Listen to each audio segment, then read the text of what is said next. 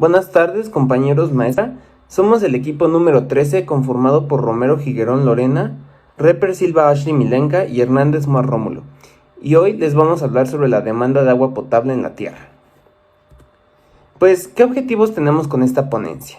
En esta ponencia buscamos que la gente tenga una conciencia y reflexione sobre el consumo de agua, su importancia en el pasado y el presente, y hacer hincapié en la complejidad de la obtención de este recurso una vez contaminado. Es decir, que estamos hablando de que el agua es un recurso muy fácil de obtener, sin embargo, nuestras acciones hoy en día han llegado a contaminarlo al punto que es muy difícil de nuevo recuperar esa agua.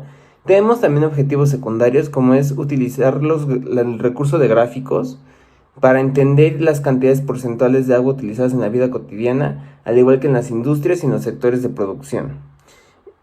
Les ayudaremos con ciertos recursos gráficos para que entiendan mejor estos temas.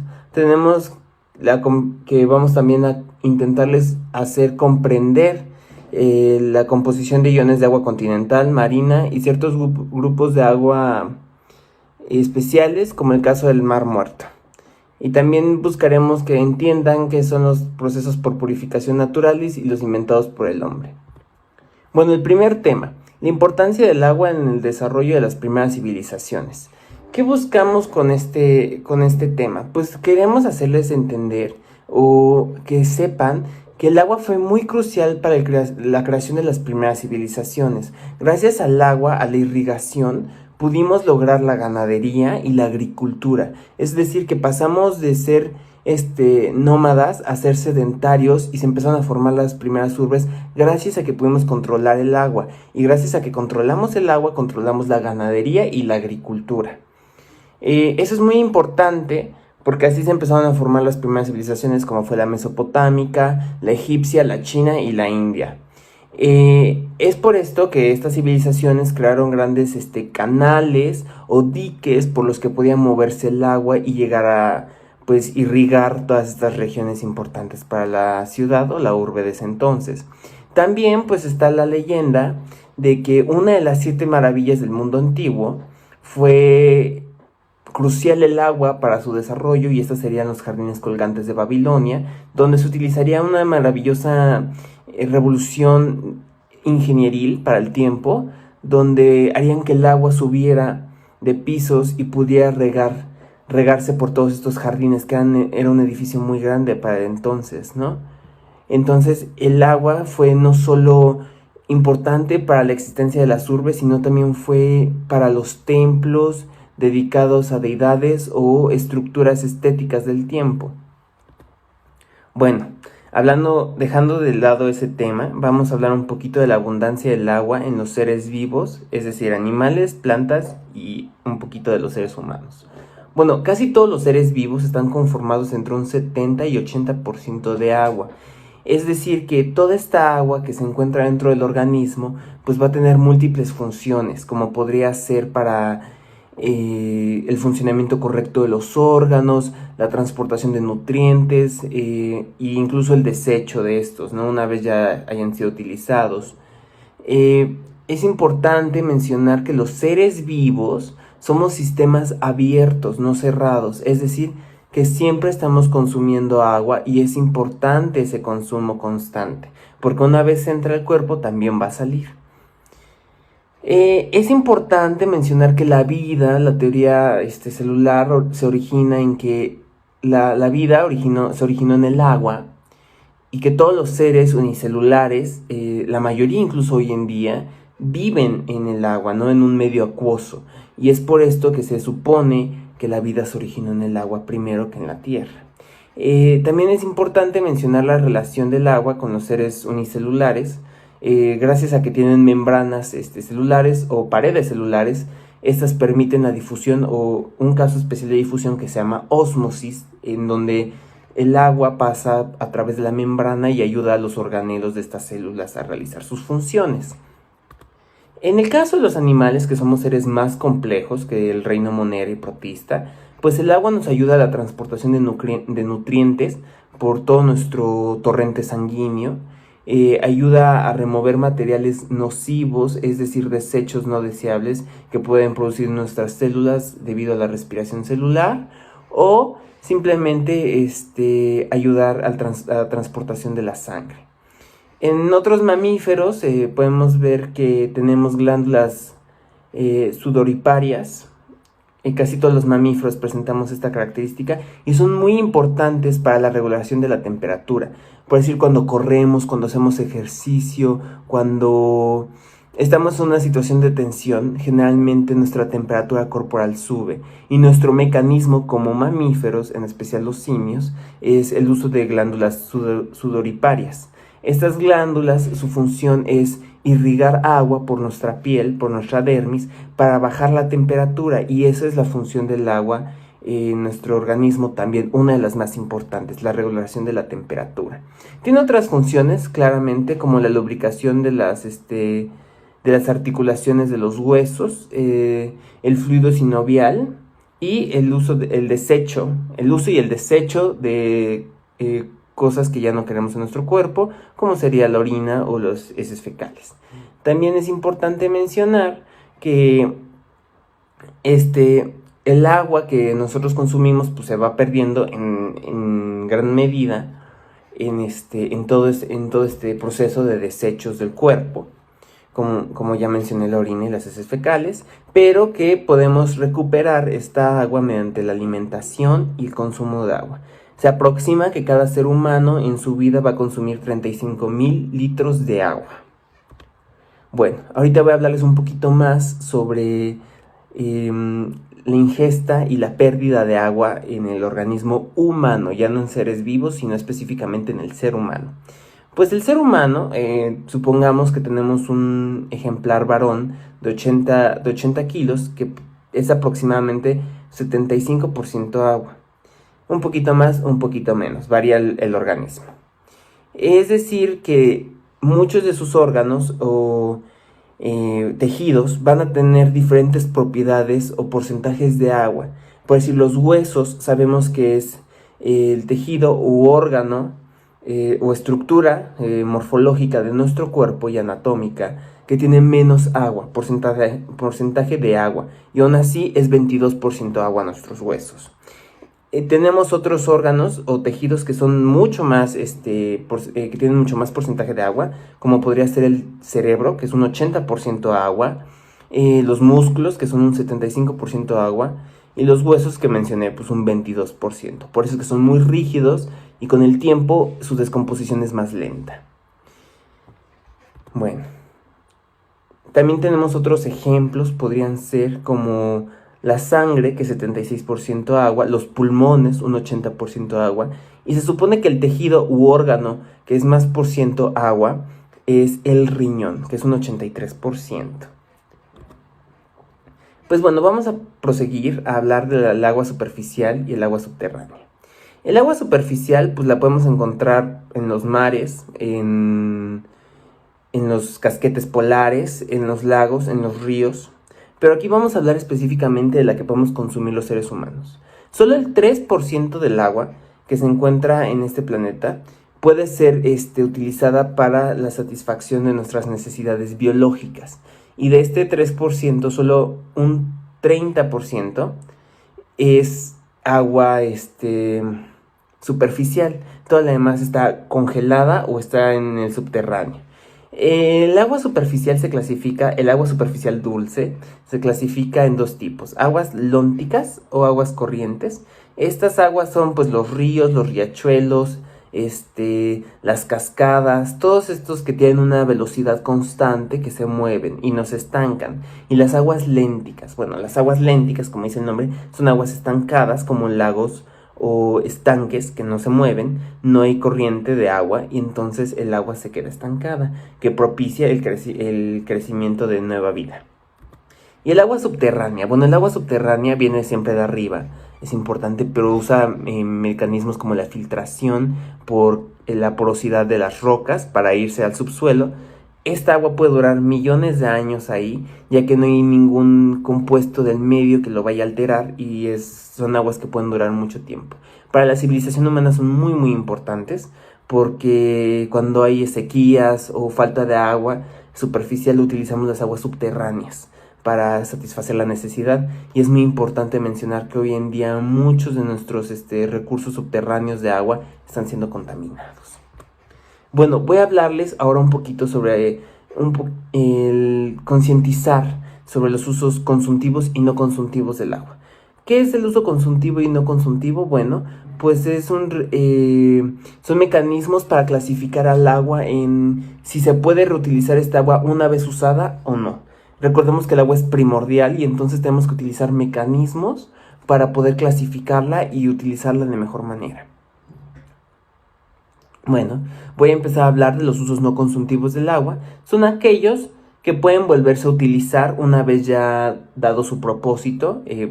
Pueden ser en la producción de energía eléctrica con las plantas hidrotermales o plantas hídricas, donde el agua nada más pasa y mueve turbinas y gracias a esto se produce electricidad. Al final el estado del agua no se contaminó ni química ni físicamente.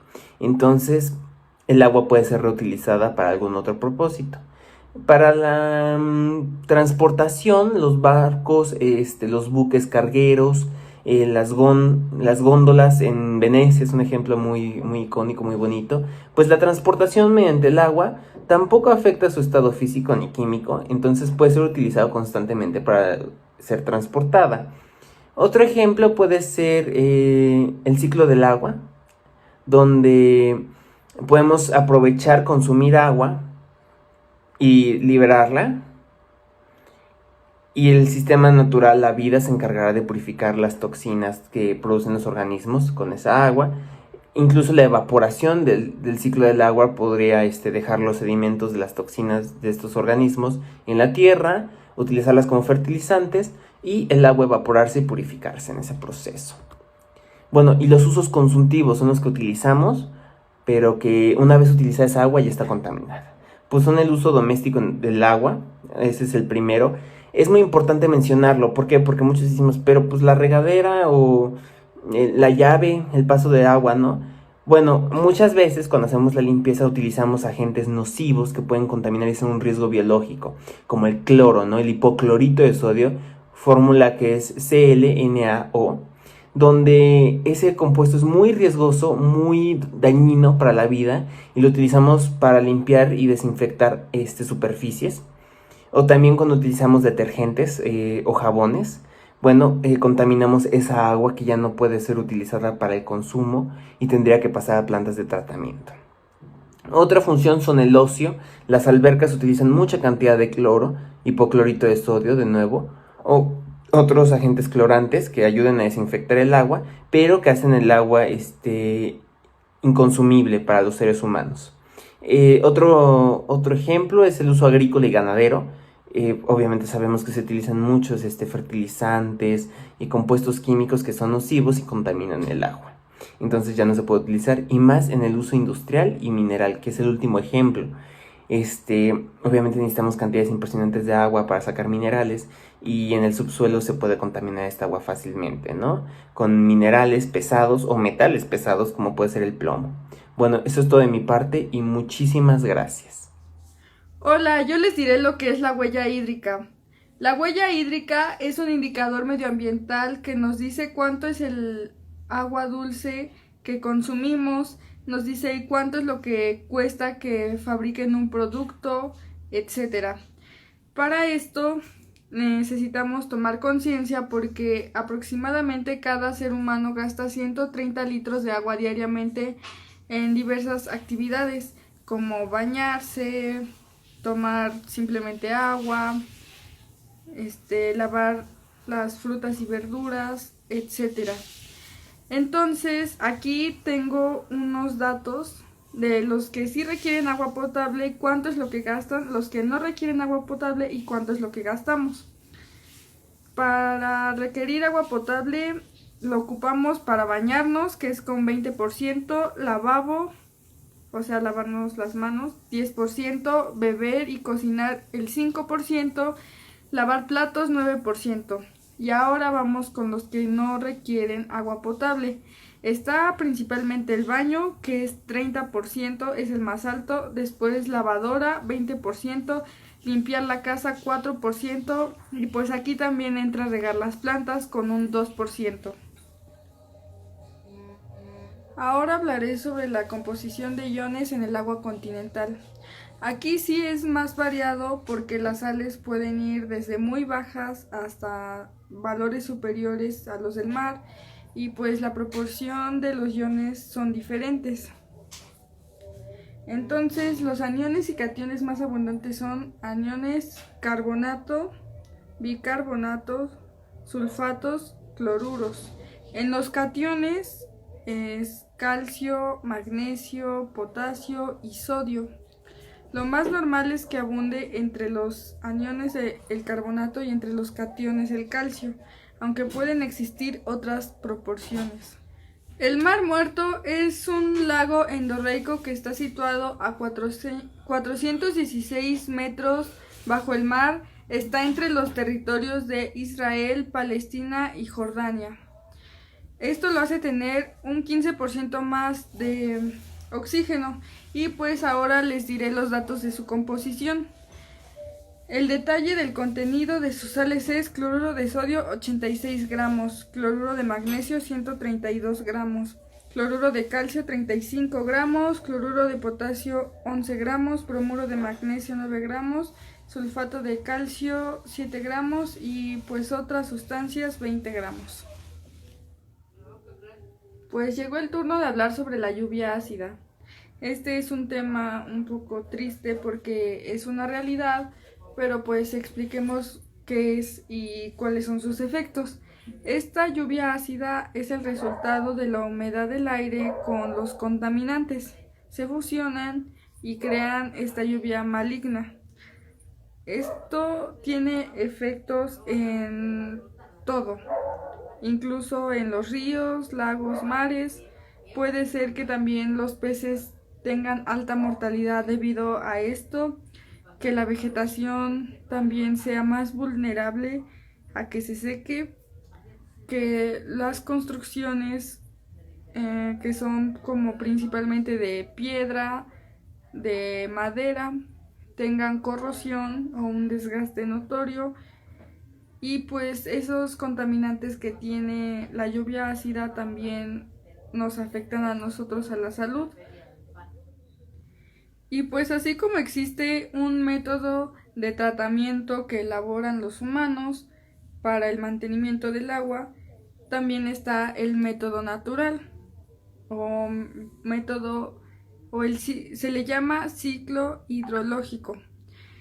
Este nos los han enseñado desde primaria y pues sabemos que su principal función es desprenderse de todos esos contaminantes como metales pesados. Incluso puede tener aniones y cationes que son beneficiosos para los organismos a los que les llegue esta agua, porque pues sabemos que esto puede cambiar de estado físico a estado líquido, a estado gaseoso.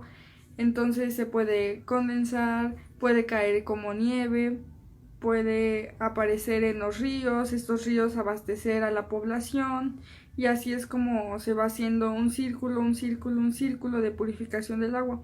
Nosotros consumimos determinada cantidad de agua, esa agua se precipita, se puede volver lluvia, cae y se vuelve otra vez al suelo, la tierra lo absorbe y así, una y otra vez. Las cuencas hidrográficas. Una cuenca hidrográfica es un territorio drenado por un único sistema de drenaje natural. Es decir, que sus aguas dan al mar a través de un único río, o que se vierten sus aguas en un único lago endorreico. Ahora les voy a hablar sobre el balance hídrico. El balance hídrico se define como el balance de agua que pierde o gana un cuerpo de agua. Es decir, que si se gana agua en un cuerpo de agua como en un río o en un océano, o si se pierde de la misma forma, ya sea por precipitación o si se gana cualquier cosa por algún ciclo del agua en específico, se le define como balance hídrico. Algunos factores que pueden traer agua son las precipitaciones, como lluvia, nieve, granizo o condensaciones. El aporte de aguas subterráneas, o sea, hace que el agua que se encuentra en el subsuelo puede resurgir.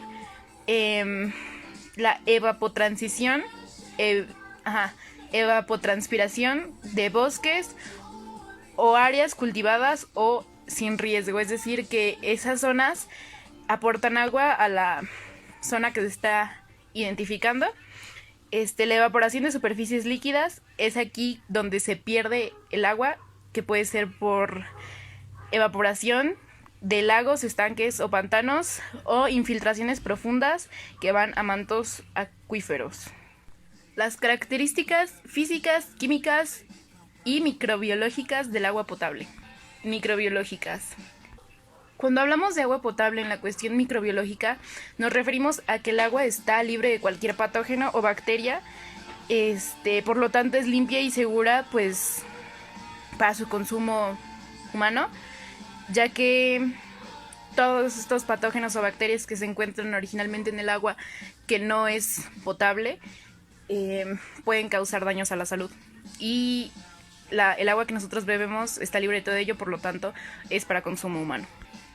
Algunos de estos patógenos podrían ser la Escherichia coli y las Pseudomonas aeruginosa.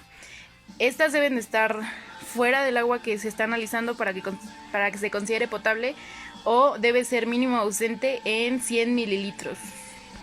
Debe de haber menos de 100 unidades formadoras de colonias o UFC por mililitro de bacterias aeróbicas totales. Las propiedades físicas del agua potable son incoloridad, inodoridad e insipidez.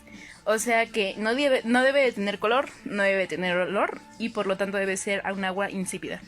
Las propiedades químicas deben de ser que posea un pH entre 6.5 y 8.5 en la escala del pH, ya que esto indica que el agua es alcalina.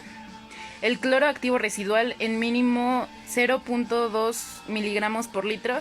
Esto se refiere a que debe tener una cantidad extremadamente pequeña de cloro. Y así también debe tener un máximo de químicos en miligramos por litro, como de hierro total, manganeso, mercurio, níquel, nitrato, nitrito y plata.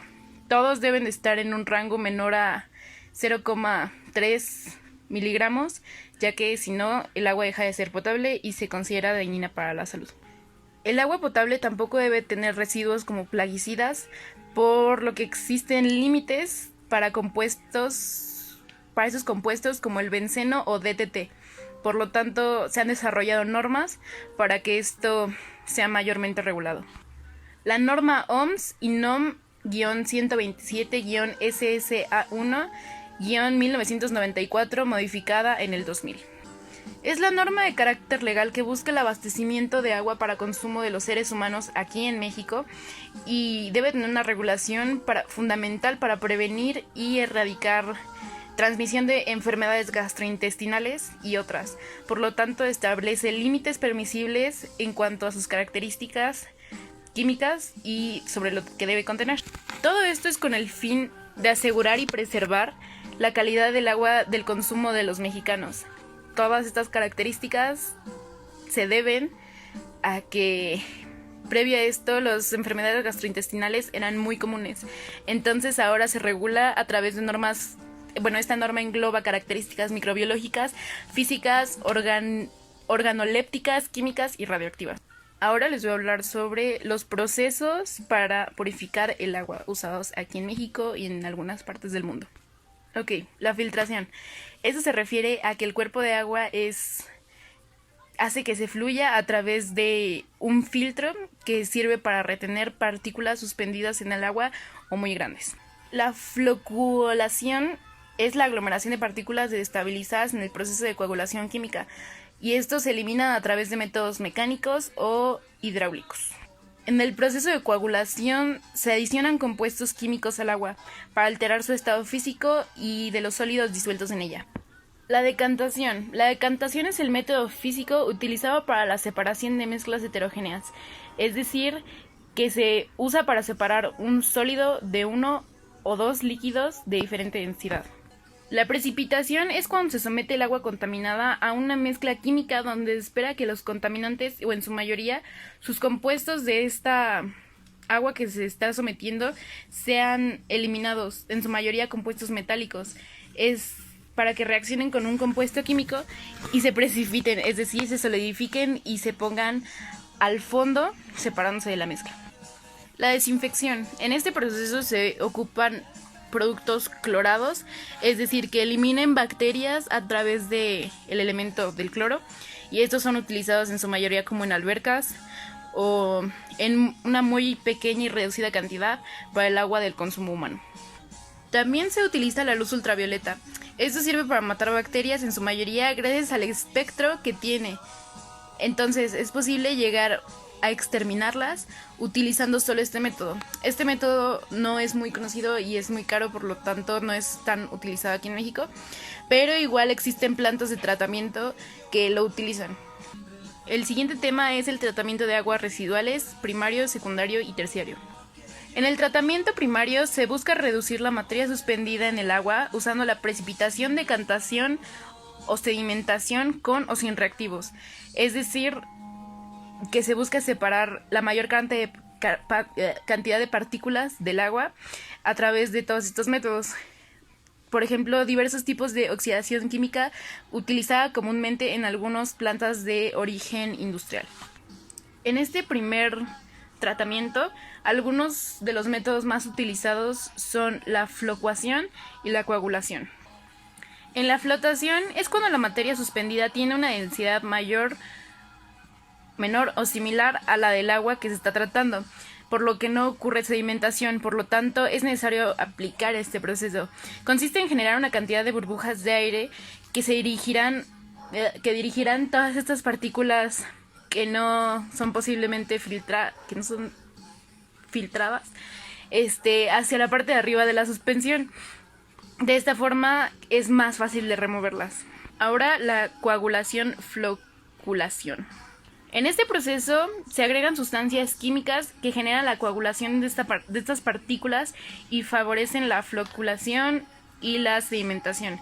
La floculación, como previamente habíamos dicho, es que se inyectan burbujas que lanza todo este sedimento hacia arriba, y la sedimentación es que todas estas partículas no logran ser filtradas, por lo que se ocupa ahora este método.